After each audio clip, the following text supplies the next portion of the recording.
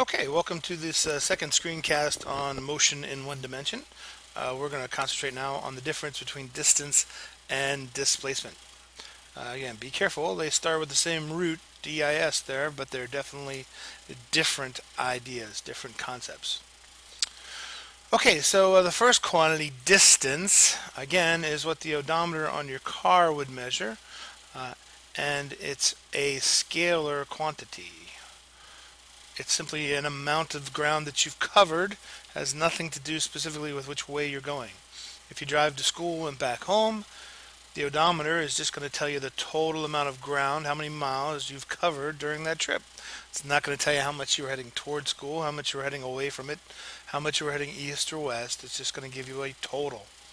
So distance is a total, it's a scalar. It's going to be measured in some unit of length, like a meter, a foot, a mile, kilometer, etc. Now, displacement is a vector, and displacement has to be measured in not only how far you've gone, but it also has to tell you a direction as well. And it can be tricky because no matter how far you have gone, you may end up with no displacement. So we'll take a look at how that can happen. It's a vector. The key word here dealing with displacement is really the idea of position. Your position within some kind of mappable framework, some kind of place that has distances that can be laid out. So we'll take a look at that as we look at these different paths coming up ahead. Your displacement is the distance and direction of where you are from between your final position when you're done your motion and your initial position, whatever spot that may have been. Since you could come back to the same place that you started, that means even though you moved, you could end up with a zero displacement. Alright, so that should help us answer the true-false questions here. An object can be moving for 10 seconds and still have zero displacement. The answer is true. You could move out for 5 seconds at a given speed and move back at exactly the same speed for 5 seconds, and you would, along a single line, you would be back in the place you started. Your difference between your final position and your initial position would be zero. You'd be back in the same spot. It's kind of like going through the day. If you get out of bed in the morning, go through all the different things you do during a day, and then come back and lay down in the same exact bed in the same place at night, for that entire day your displacement would be zero, although you would have moved many distances and done many different things. So again, looking for the example, the one I just gave you of the going back to bed each night.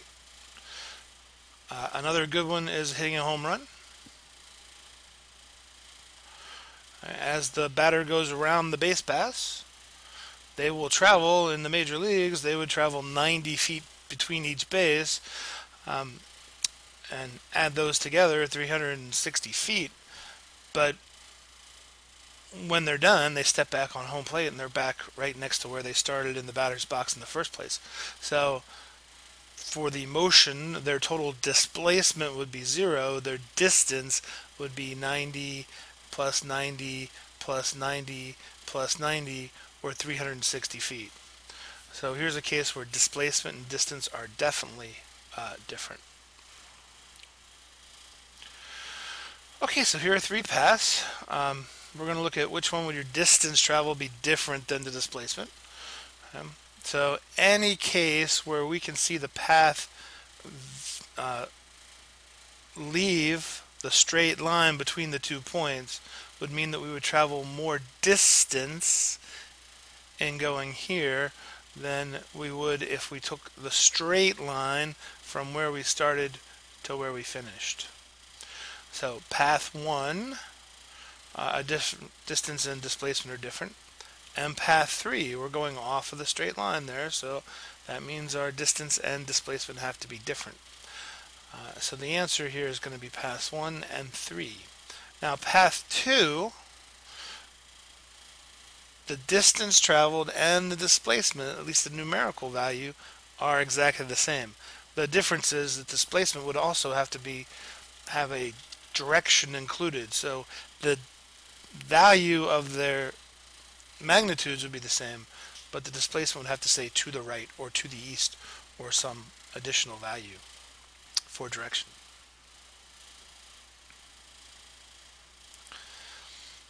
Okay, so we're going to run from your friend's from your house to your friend's house 3 miles away, and then you walk home. We've got an east-west direction on here. How much distance did you travel? Well, let's see. Distance is a running total of the ground covered.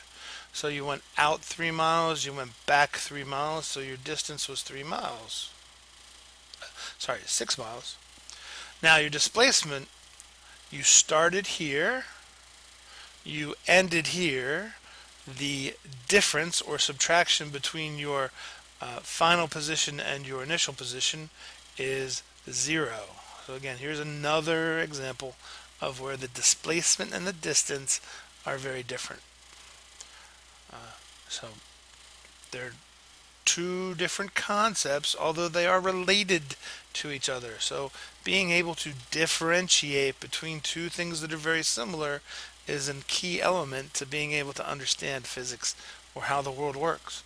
Many things within the world work very, very similar, but it's important that you be able to differentiate how they are not the same. So this is your first shot at that.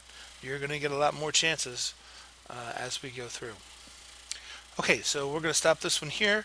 Got one more thing to do to wrap up this first guide sheet, and then we'll be finished with our initial concepts of distance and displacement.